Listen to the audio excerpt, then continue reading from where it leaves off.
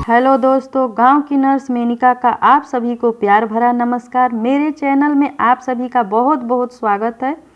आज हम टीकाकरण इम्यूनाइजेशन शेड्यूल के बारे में बात करेंगे। बच्चों का टीकाकरण जो कि पहले पार्ट 1 में मैं बता चुकी हूं और इसके बाद अब पार्ट 2 लेकर आई हूं। बच्चों का इसमें हम 1-1.5 मंथ से और 10-15 साल के बच्चों का टीकाकरण जानेंगे कि कैसे लगता है, कब लगता है और किस मंथ, महीने, वीक, सप्ताह पे लगता है और कौन कौन से टीकाकरण लगते हैं। 1.5 मंथ पे बच्चों को 5 इंजेक्शन लगते हैं जिनमें न्यूमोकोकल वैक्सीन होते हैं और इसमें 5 इंजेक्शन जैसे कि diphtheria, pertussis, tetanus, hepatitis B, influenza B, ये मिल के 5 इंजेक्शन पेंटावायलेंट लगते हैं 1.5 मंथ पे। और इसका रूट रहेगा आईएम, मतलब बच्चे के थाई में लगेगा, जहाँ मसल्स ज़्यादा है जांघ में बच्चे का, वहाँ पे लगेगा। ये इंजेक्शन मिल के लगते हैं और उसके बाद इसका एमएल रहेगा 0.5 ml। इस समय आप पोलियो का ओपीवी यानी पोलियो का 2 बूंद भी पिलाया जाएगा बच्चों को। फिर इसके बाद 1.5 मंथ यानी 6 वीक। फिर उसके बाद आपका बच्चे का टीकाकरण होगा 2.5 माह पर यानी 10 वीक पे, 10 सप्ताह पे। और उस समय भी वही टीके लगेंगे, 1-2 छोड़ के बाकी सब टीके लगेंगे। इस समय भी रूट रहेगा आईएम और बच्चे के थाई में ही टीका लगेगा जांघ में जहां मसल ज़्यादा है और एमएल में रहेगा 0.5 ml। और इस समय भी बच्चे को पोलियो का खुराक यानी मुंह द्वारा दिया जाएगा 2 बूंद। अब बच्चे को पोलियो का खुराक 1.5 मंथ से यानी जन्म से ही शुरू हो जाते हैं। ये टीकाकरण जब जब लगेंगे बच्चों को पोलियो का खुराक 2 बूंद जरूर पिलाया जाएगा। फिर बच्चे का आप बात करें तो 3.5 मंथ पे यानी 1 महीना बाद उसी डेट पे आप फिर इसी टीकों को बच्चे को 14 सप्ताह पे फिर बच्चों का टीकाकरण होगा।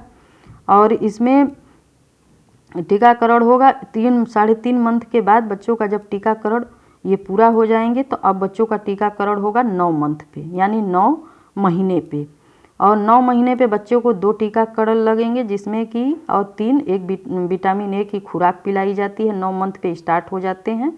तो पहला टीकाकरण इसका एमआर रहेगा यानी मीजल्स रूबेला और दूसरा रहेगा जेई जापानी इंसेफ्लाइटिस। तो एमआर यानी मीजल्स रूबेला जिसे कहते हैं, चेचक गांव में कहा जाता है और खसरा भी कहते हैं, जो बड़ी माता छोटी माता निकलती हैं उसका ये टीके लगाए जाते हैं बच्चों को 9 मंथ पे। पहले तो बहुत ज़्यादा थे लेकिन अब टीके लगने से बच्चों में कम देखे जाते हैं, इसीलिए टीकाकरण का अभियान चलाया गया कि अब बच्चों में छोटी माता और बड़ी माता बहुत कम मिलती हैं। पहले तो बड़ी बड़ी चेचक निकलते थे, बड़ा बड़ा जैसे घाव की तरह, लोगों की मृत्यु भी बच्चों की हो जाती थी। लेकिन अब ये सब टीकाकरण करने से अब ये सब बंद हो गए हैं, तो इसलिए ये टीके लगाए जाते हैं। और 9 मंथ पे ये दोनों टीके साथ ही में लगेंगे, एमआर के यानी मीजल्स रूबेला के और जापानी इंसेफ्लाइटिस के। तो ये एमआर जो है ये बच्चे के राइट हाथ में अपर भाग में लगेगा और जापानी इंसेफ्लाइटिस जो है ये बच्चे के बाएं हाथ में अपर भाग में लगेगा, क्योंकि उस समय एक टीकाकरण आप दाएं हाथ में लगा दी हैं और इसका एमएल रहेगा 0.5 ml, सबक्यूटेनियस रहेगा, 80 लगेगा सबक्यूटेनियस और 45 डिग्री पे लगेगा, 45 डिग्री के कोड पे लगेगा। और जापानी इंसेफ्लाइटिस जो है 0.5 ml आईडी लगेगा, 15 डिग्री के कोड पे इंट्राडर्मल लगेगा और ये बाएं हाथ में लगेगा, बाएं हाथ के ऊपरी भुजा पर। और ये जो एमआर है ये दाएं हाथ के ऊपरी भुजा पे लगेगा, क्योंकि उस समय आप 2 टीकाकरण करवाएंगे तो दोनों टीकाकरण एक हाथ में नहीं लग सकते, इसलिए पहला वाला एमआर, आर का मतलब राइट हुआ, तो इसका पहला डोज जो है दाएं हाथ के ऊपरी भुजा पर लगेगा अपर भाग पे 45 डिग्री पे। और जो जापानी इंसेफ्लाइटिस है ये बाएं हाथ के ऊपरी भुजा पे लगेगा। दोनों हाथ में ये टीके लगेंगे। अब ये टीके जांघ में नहीं लगेंगे बच्चों को। फिर इसके बाद बात करते हैं, उसके बाद फिर विटामिन ए का खुराक 1 ml बच्चों को 9 मंथ पे जरूर पिलाते हैं और 9 मंथ पे ये विटामिन ए का खुराक शुरू हो जाता है। हर 6 महीने के अंतराल पे बच्चों को विटामिन ए का खुराक जरूर पिलाया जाता है, कम से कम 5 वर्ष तक।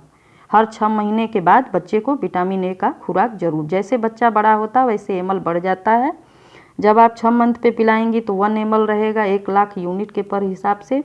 और जब बच्चा 6 मंथ के बाद जब 24 मंथ का हो जाएगा तो बच्चे को 2 ml विटामिन ए की खुराक पिलाई जाएगी। इसके बाद हम बात करते हैं अब 24 मंथ यानी 1.5 साल पे बच्चों का टीकाकरण। तो पहले तो ये जो मीजल्स और ये खसरा जिसे बोलते हैं, ये टीका एक बार ही लगते थे, लेकिन अब बच्चों को 1.5 साल पे भी लग रहे हैं। इसका बूस्टर डोज लगता है, दूसरा डोज, इसको हम 24 मंथ पे देते हैं। MR मीजल्स और रूमेला जिसे खसरा का टीका कहते हैं। तो बच्चे को 24 मंथ यानी 1.5 साल पे देते हैं। डोज 0.5 ml रहेगा दूसरा डोज, और विटामिन ओ का भी उसी समय खुराक, विटामिन ए का खुराक पिलाया जाएगा, और खुराक जो उसमें ml है उसका बढ़ जाएगा, 2 ml हो जाएगा।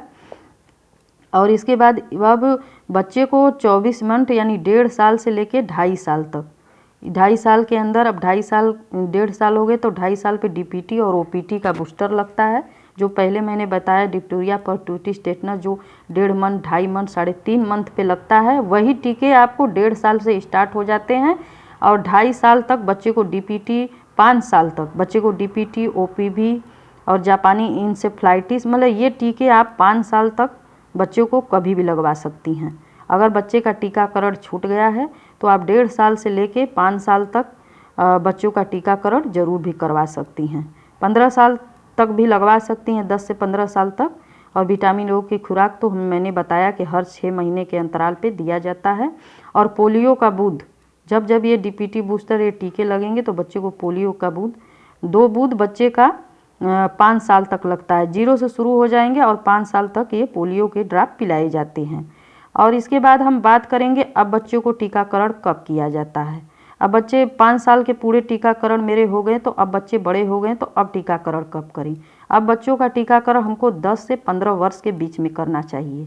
और उस समय बच्चों को TT का टीका लगता है, जो कि 10 से 15 साल के बच्चे जब बड़े हो जाते हैं, वो खेलते हैं, तो उस समय टेटनस का टीका जरूर लगवा लेना चाहिए। बच्चों को खेलते समय कट पीट जाए, चोट लग जाए तो टेटनस जैसी घातक बीमारी से बचाता है। इसलिए 10-15 साल के बच्चे और किशोरियों को TT के टीके जरूर लगवाने चाहिए। बच्चों का टीकाकरण समाप्त होने के बाद अब प्रेगनेंसी के समय TD के टीके लगते हैं। मेरे द्वारा दी गई जानकारी अच्छी लगे तो लाइक, सब्सक्राइब, शेयर, कमेंट करना ना